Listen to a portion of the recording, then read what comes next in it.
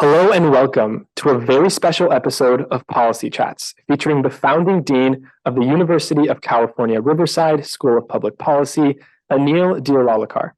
Dean Deolalikar, it is a pleasure to have you with us today. Likewise, a pleasure, Kevin, for me to be here. And I think a great way to get the conversation started about the most critical challenges we face today would be for you to first broadly outline them.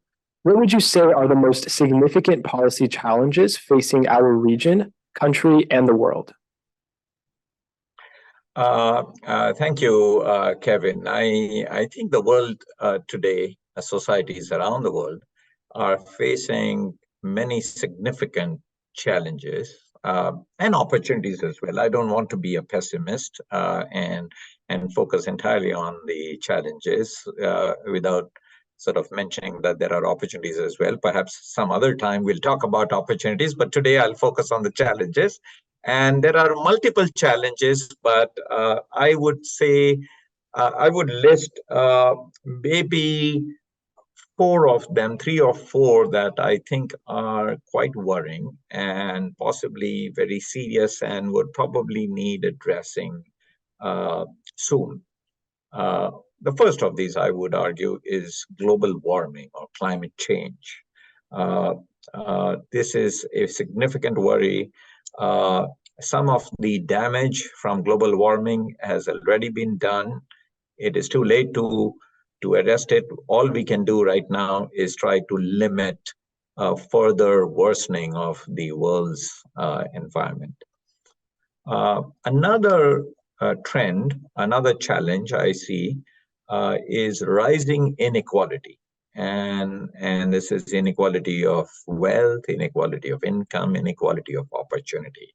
And this poses significant challenges too. It results in very adverse consequences about which I can talk later. A third challenge, I think, and we have seen this arise recently in the last, I would say, 4 or 5 years, is the slow erosion of democracy. The rise of populist leaders around the world and the slow erosion of democracy. And then the fourth challenge I would highlight and about which we can talk today is the return of what I would call big power conflict. We had an amazing period of peace in the world following the Cold War, 3 decades of peace and prosperity. And I think we see a return of that big power conflict now with some recent political and international developments. So I would list some of those as significant challenges that will need to be addressed in the short term. Well, thank you, Dean, for outlining the most important challenges we face today. I'm really looking forward to hearing your thoughts on them. At this point, we'll transition to a more in-depth discussion regarding each of the topics you mentioned. Dean Deolalikar, you mentioned climate change as one of the biggest challenges facing the world today. Why do you think the world has found it so difficult to address global warming decisively? Thank you, Zeno. I think, first of all, before we delve into this topic, I should add a couple of remarks about climate change. So I think despite a few naysayers who say that that climate change is not real, the bulk of the evidence, 99% of all the climate scientists in the world and the United Nations environmental group basically have provided irrefutable evidence that the world is indeed warming and that its warming is related to human activity. So climate change is for real. It is related to human activity, largely the unprecedented economic growth and industrial activity that has been taking place over the last 200 plus years has contributed significantly to the warming of the planet. Now, why is it so difficult to address this issue? It's a political problem to some extent, simply because to address climate change, to address global warming, you are going to have some winners and some losers from this process. Take the example of countries that historically contributed most to climate change and the countries that are today contributing most to global warming. Up until 50 years ago, it was mostly the United States and Europe that were growing very rapidly, that were industrializing, and that contributed to the warming of the planet. So if you look at the stock of all the carbon in the air right now, most of it has been contributed by the West. Okay, but in the last 40 or 50 years, as you have had the rise of developed countries in Asia particularly, but throughout Latin America and Europe, Africa as well, these countries have increasingly contributed to global warming because they have stepped up their industrialization and their economic growth activities. And so now today, China is the biggest polluter, and India is the third largest polluter in the world. And United States sort of falls in between at second. And so these countries rightfully have said, well, you in the West sort of have basically polluted the world's environment already. And you would like us now to not sort of provide economic growth and economic progress for our citizens and try to curb our economic growth in the interests of saving the planet. But you have already destroyed the planet's planet's atmosphere so much, and so you have to make exemptions, and you have to allow us to sort of do unrestrained growth. And so I think there is this sort of conflict between the industrializing countries and the industrialized countries. And that's why it's been very difficult to reach agreement on how do we hold the line on global warming. So that's been a problem. And then in the United States as well, we see this play out within the US political arena. You have basically some regions of the United States which are big producers of coal and oil, and as the folks who want to limit global warming argue that we should try to limit the use of fossil fuels, these producers of coal and oil are going to be impacted adversely. And so they are going to be the losers from this process of moving away from fossil fuels. And so they are objecting to this. And we see this playing out in US politics, where the Republican Party, for the most part, is not very keen on adopting the same kind of liberal emission savings policies as the Democratic Party is. So I think that's certainly one reason why it's been difficult to reach an agreement, which is not to say that no agreement has been reached and that we have not made progress. We have indeed made a lot of progress in controlling emissions. I think we have done quite a lot, unfortunately not enough. Does that answer some of your question? Yeah, thank you. And so with that kind of conflict and that kind of butting heads and that winner and loser reality of facing climate change, what can we do as ordinary citizens and students to help address climate change, and what specific policies might help in that? Well, what can we do as ordinary citizens, ordinary students, ordinary professors? Well, we can do a lot. We can make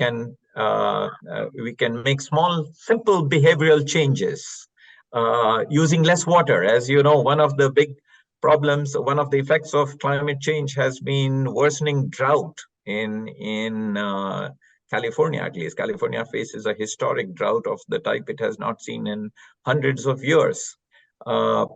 We need to be more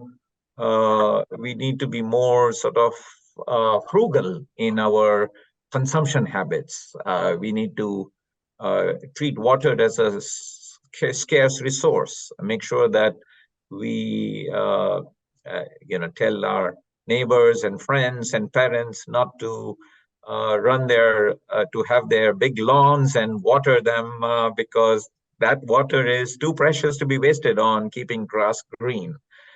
We have to sort of try to keep our houses a little warmer in the summer, a little cooler in the winter, not bump up the heating too much. Again, do all that we can. We can sort of make these small steps.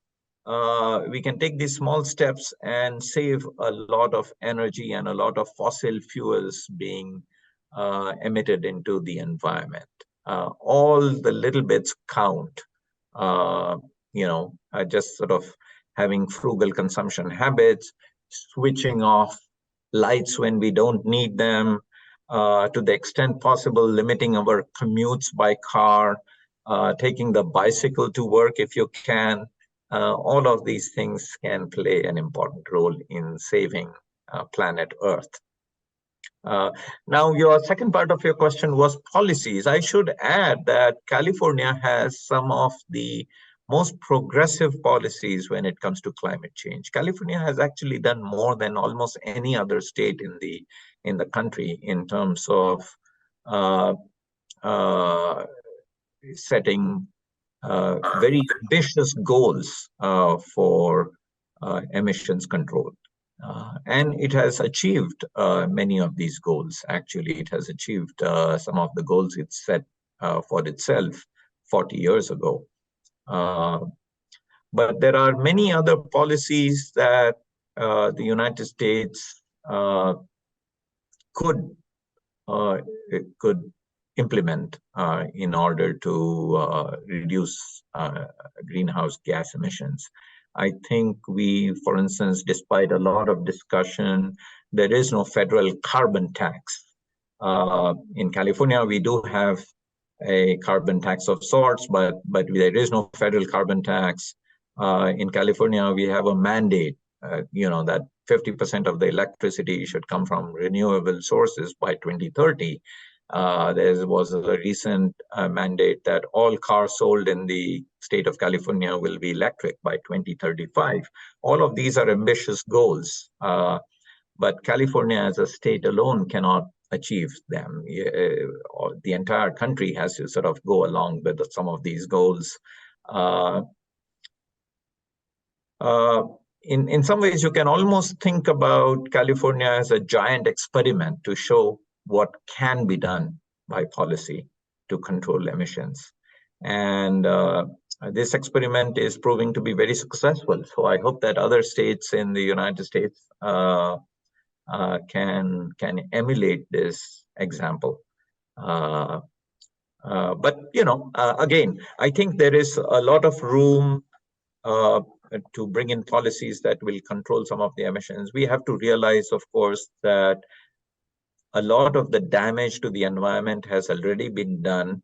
The Earth is warming. There's going to be warming that will continue despite our best efforts because of all the historic levels of emissions that have accumulated in the atmosphere. And so we should also think about public policies that mitigate some of the adverse impacts of global warming. And certainly our region in California, which is amongst the poorest regions in the state and in the country, is going to suffer a lot from global warming. And so in that sense, I think public policy should be prepared to address and mitigate some of these negative effects of global warming on the state and on our region.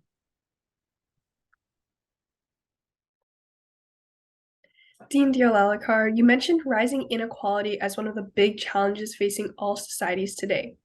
How much has inequality worsened in the world, in the United States, and in our region in the last decade or two, and why? And how can public policy address this problem?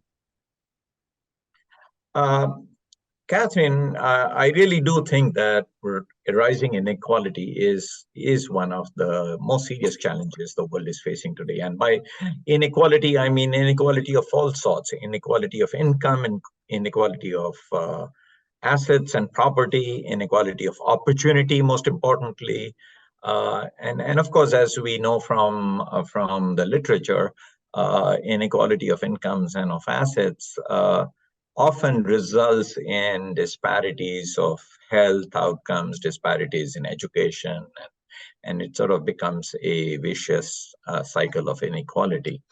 So the scale of inequality today is staggering. I mean, let me just tell you a couple of facts to tell you how unequal this world is. Today, the richest 1% of the world controls about 40% of the wealth. So think about that. I mean, just 1% of the world, 1% of 7 or 8 billion people control nearly half of all the wealth in this world. That's very unequal. The 10 richest billionaires in the world, most of whom are in America, own more wealth than the GDPs of several countries, large countries like Brazil, Australia, Spain, Mexico, Turkey. And what we have seen happen is a rising inequality throughout the world, even in socialist countries like China. China started off as one of the most equal societies you could imagine 50, 70 years ago, and today is one of the most unequal societies in the world. United States, we have actually the period right after the Second World War was a period of relative equality during the 1950s, 1960s, 1970s. But beginning in the 1980s, we started seeing inequality rise and rise and rise, and it's become much worse. Even just since the Great Recession of 2008, inequality has worsened considerably in the United States.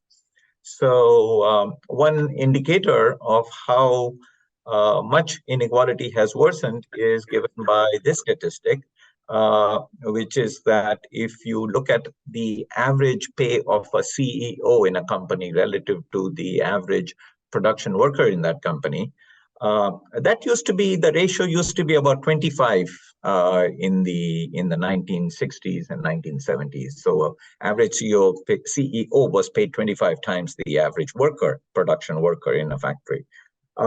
Today, that ratio is now not 25, not 50, not 100, not even 200. It is 300. So that tells you how unequal things have become. And in fact, if you look at the real wages of the poorest Americans, they have not changed much. They have been pretty stagnant over the last 40 years. In fact, by some indicators, real wages of the poorest Americans have fallen, while those of college graduates have increased enormously. So you've sort of seen a big polarization of incomes. Now, in our own region, the inequalities are equally glaring.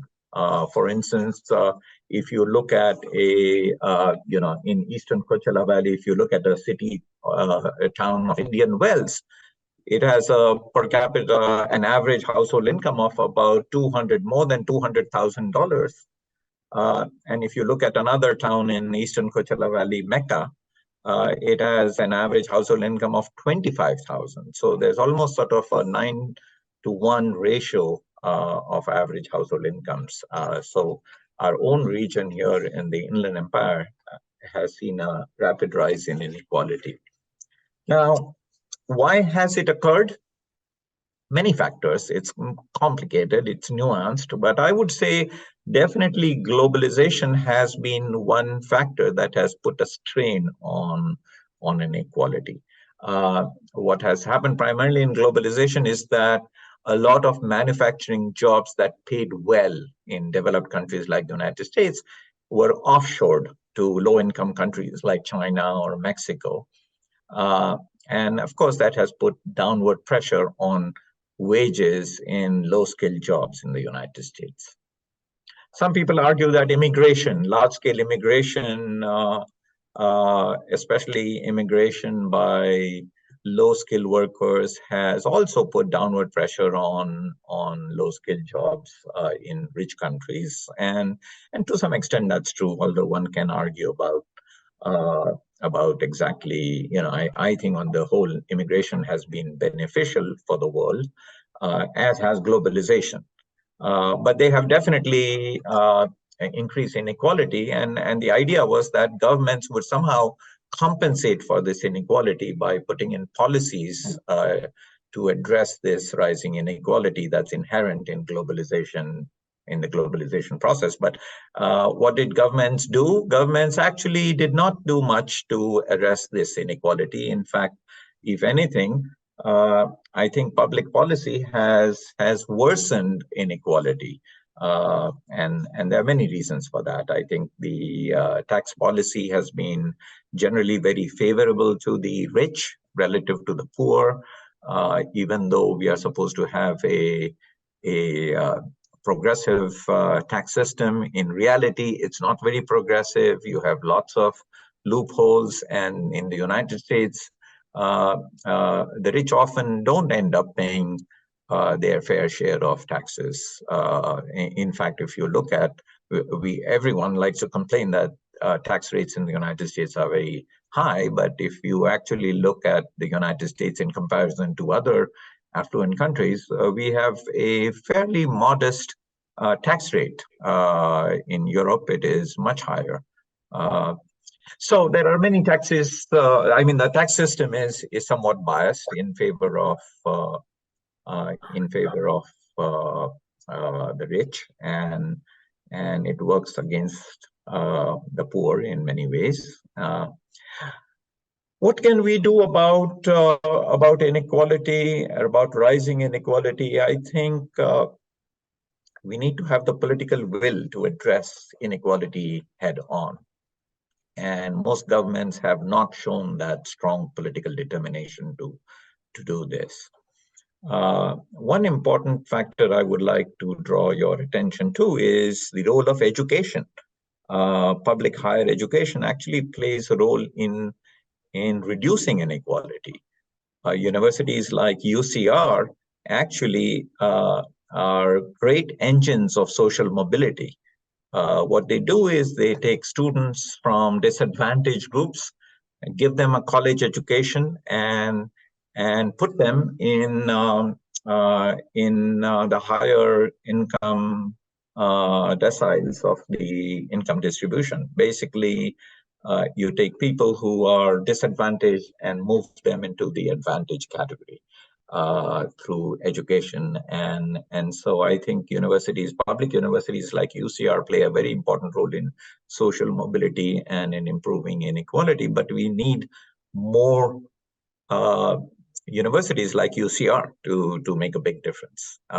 And then, of course, I think coming back to the other question, I think we need to have a serious conversation in this country and around the world on using the tax system more effectively to address inequality. There's been discussion in the United States for several years now of putting a wealth tax, modest wealth tax, a 2% wealth tax on properties that are worth more than $50 million and 3% wealth tax for properties of $1 billion or more, but that discussion hasn't gone anywhere. I don't think there's the political support for introducing a wealth tax of that sort. There's also no federal inheritance tax, so even though we do have an estate tax. That would go a long way in making sure that inequality is not perpetuated across generations. So I hope I've answered your question in terms of why inequality has risen, why it is a problem, and what we can do about it. Yes, Dean, thank you for sharing the statistics about wealth and the rise of inequality in the world in the recent decades. I really believe the solutions that you've talked about really help show how public policy can really address this problem. Dean Deolalikar, you mentioned the slow erosion of democracy as a challenge facing the world today. What exactly do you mean by that? And how and why has this happened? Andrew, I mentioned that as a challenge that many societies around the world are facing today. And I think it is the result of two main factors. One is something I referred to earlier about the rise of inequality in many countries.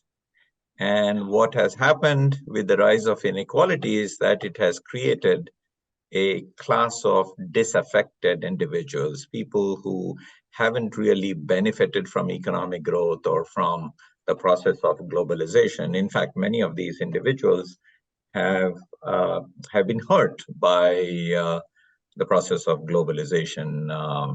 The jobs that they held, the manufacturing jobs that they held before, which paid them decent wages, have all been exported out to low-income countries, and so wages at the lower end of the scale have stagnated or even come down in real terms. And so this has left a group of individuals disaffected.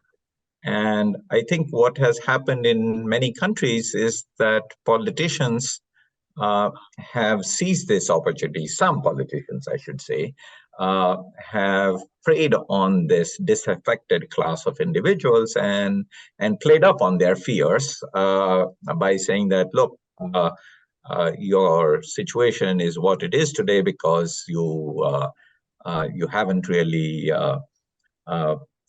you have had your jobs have been exported out to countries like China or Mexico. You have had your jobs taken away by all these immigrants who have come from abroad, and they are made to feel as if they are under threat. And as a result of this, you have, I would almost call this a kind of populism that has played into politics.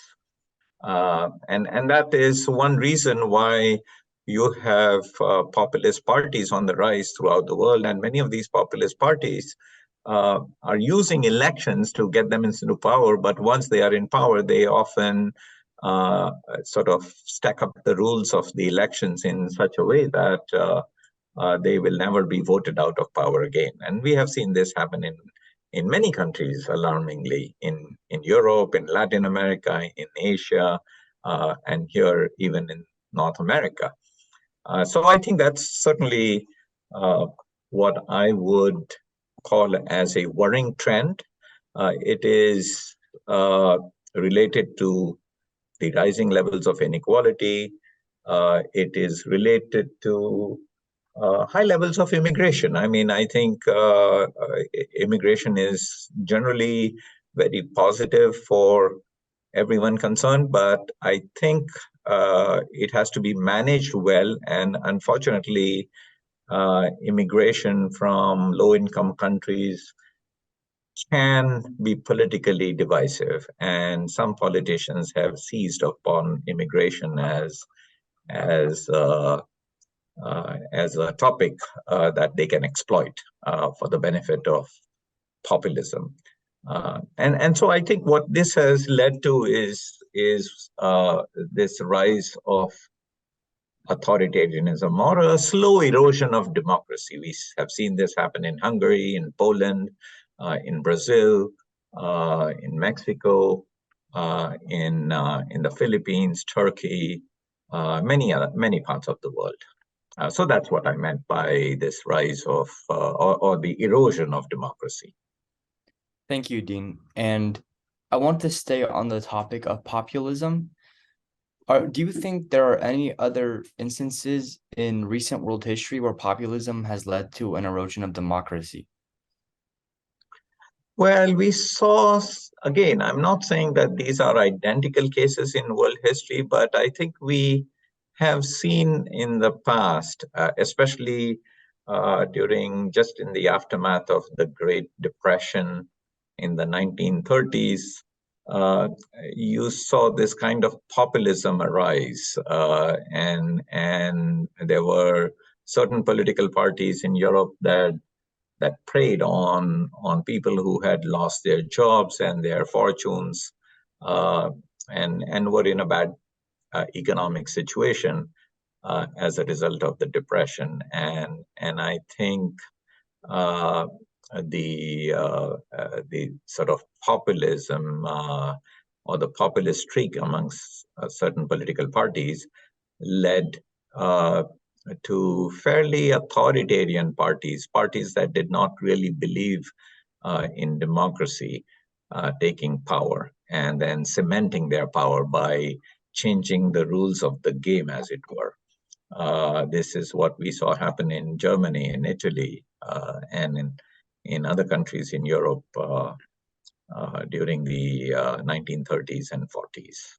So that's the comparison I think that one could make. Now, again, I'm not arguing that we are in a similar situation now, but unless we address this issue forthrightly, we may end up in a situation of the type that we saw in the 1930s and 40s, and we don't want that to happen.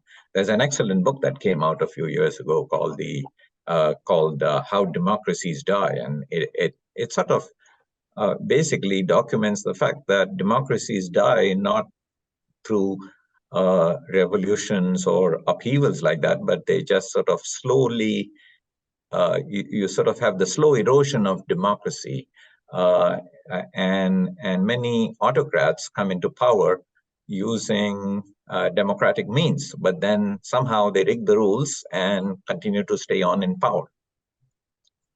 Well, thank you so much, Dean. Also, as a quick side note, a lot of political experts and historians worry that, America's democracy is on the brink of erosion and, frankly, utter destruction. Do you see that? Does that worry you a little bit, like to our own country domestically, or do you not think we have much of a problem to worry? I don't think we have too much of a problem to worry. I mean, again, it's good to be vigilant, but I think American democratic institutions are very strong. And by those institutions, I mean institutions of the free press, an independent judiciary, and the bureaucracy. Actually, there's been a lot written recently on how the bureaucracy sort of helped prevent many of the excesses that we saw during the previous U.S. administration. And so I think we had the beginnings of a tendency towards authoritarianism when we had President Trump deny the election results and be unwilling to step down from power. But fortunately, it didn't amount to much because of all the pushback from our democratic institutions. So our democratic institutions are strong enough, I believe, to withstand this erosion of democracy. But we have to be vigilant. In other countries, the democratic institutions are not as strong. And so I think the slide from democracy to authoritarianism has not been checked, and we have seen them slide into autocracy and authoritarianism. But I think in the United States, there's a very low likelihood of that because it's a mature democracy. We have had our democracy for 200 years, and our institutions are pretty solid to withstand this. I see. Well, thank you for your encouraging and insightful words, Dean. It was my pleasure.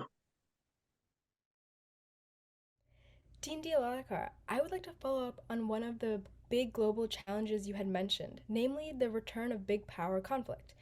We are seeing this with Russia's invasion of Ukraine, China's increasing aggression towards Taiwan, and increasing tensions in the Middle East. Do you think these conflicts will have long-term consequences on such things as globalization and economic progress in the world? Thank you, Dinara. I think this is an important question because for at least the last 30 years, since the end of the Cold War, uh, the world sort of went through a relatively peaceful period where you had sort of conflicts around the world, but none of the big powers got involved in these conflicts. So they were not big power conflicts in the sense that we have had in the first part of the 20th, that we had in the first part of the 20th century. I think I would sort of say that the conflicts in the Middle East have always been going on, and even the more recent conflicts in the Middle East haven't really drawn in uh, the big powers into them. So I would set those aside. But what I'm a little worried about is the conflict between the United States and Russia in Ukraine, over Ukraine. And the tensions that have arisen in the last couple of years between the United States and China, and the likelihood that those tensions could actually become even greater if China were to invade Taiwan, which it might in the next few years. I think the world currently has two or three superpowers: the United States, China, and Russia. Russia is probably not the kind of superpower that it used to be, but it's still an important force to contend with, and it has a large stockpile of nuclear weapons.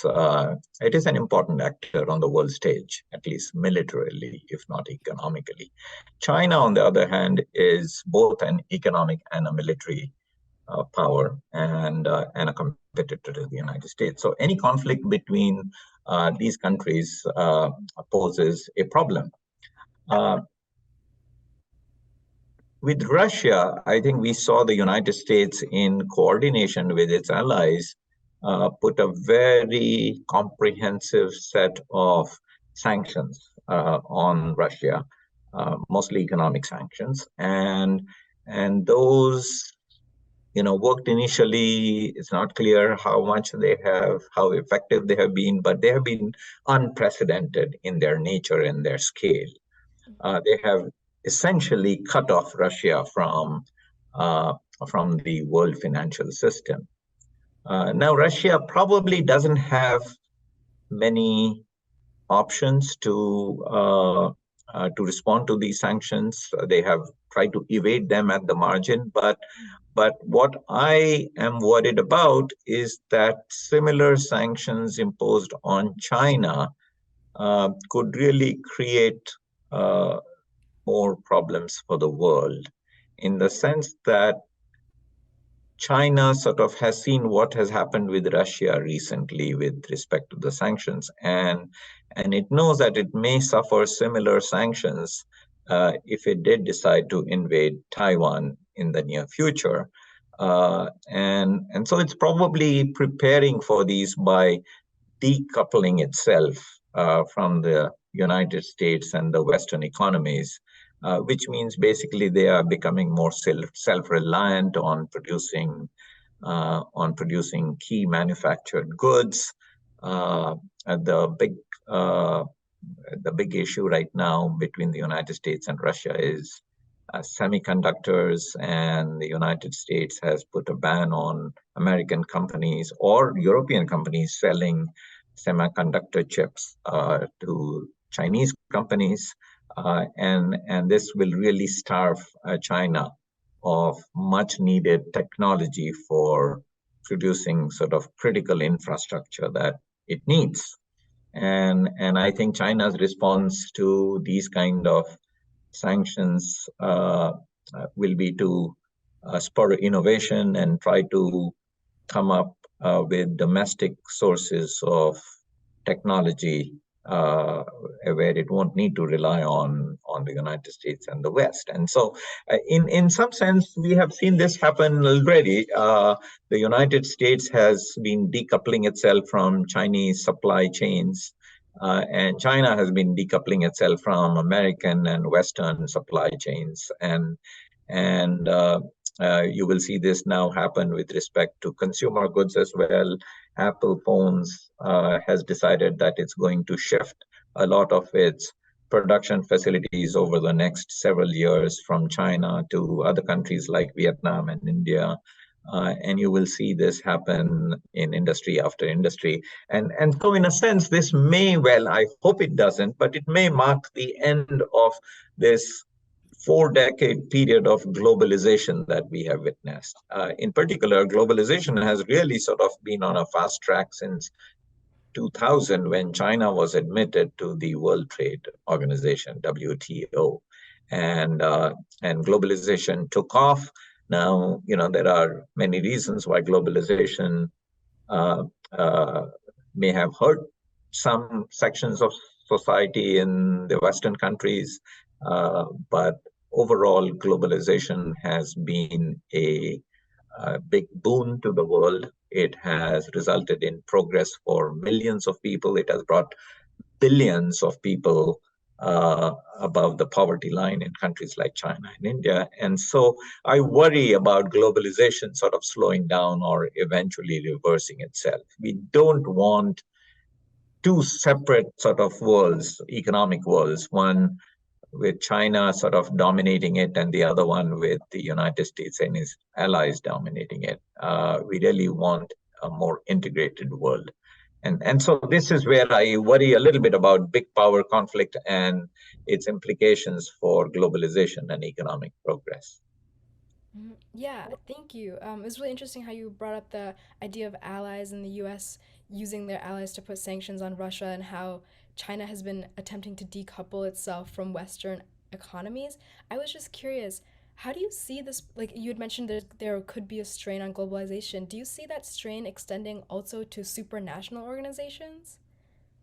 You mean like international organizations like the World Bank, for instance, Yeah. the United Nations? Yes, I see this already. I mean, China has actually created its own version of a World Bank in the last few years.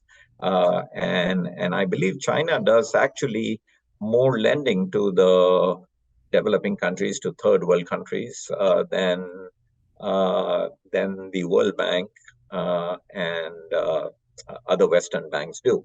Well, I shouldn't call them Western banks because they are multilateral banks, and China has a stake in the World Bank and the Asian Development Bank and other international banks as well. But you have had some sort of parallel organizations arise. Trade organizations, multilateral development organizations. And so, yes, this decoupling could mean that we have two entire sets of supranational organizations in the world. One sort of allied with the Chinese and one allied with the United States. And again, I don't think that's good for the world. Thank you, Dean Deolalikar, for your insights on each issue. It was really interesting to hear your thoughts on these critical topics and the kinds of policy solutions we should be looking at. Before we end the episode, I thought it would be appropriate to maybe give you an opportunity to briefly describe your thoughts on the School of Public Policy. How do you feel about where the school is now compared to when you first found it? Well, that's very easy to answer, because when I first founded it about 10 years ago, there was no school at all. There was basically just, it was a one-person school. I was appointed as the founding dean and there was no one else. And here, fast forward 9 years later, and we have a very vibrant school with more than 350 undergraduate and graduate students, about 20 faculty members, 25 staff members, and 4, maybe now perhaps 5 vibrant research centers that are generating lots of grants and contracts and grants and research activity, and making political waves, making policy, having a big policy impact in California, in the inland region, and around the country. So yes, looking back, I cannot imagine where the school is now. I could not have imagined how far the school would progress within the short period of 10 years. And it's largely because of the great faculty, the wonderful staff, and the phenomenal students like you that we have. We are very lucky to have had all these wonderful students, staff, and faculty who helped make this school the success that it is today. Well, thank you so much, Dean, for your remarks and for joining us on the Policy Chats podcast, and for the amazing work you've done for the School of Public Policy. I'm honored to be involved both as a student and as host of the podcast. I also want to thank my fellow ambassadors, Dinara Godegay, Andrew Shannon, Catherine Ma, and Zeno Marganian, for joining us today and for their invaluable aid in the production of the podcast. Dean, we all enjoyed getting a chance to speak with you today. Likewise, it was my pleasure and honor to be with all of you. And thank you again, Kevin and Dinara and Andrew, Catherine, and Zeno. Enjoy talking to all of you. Goodbye.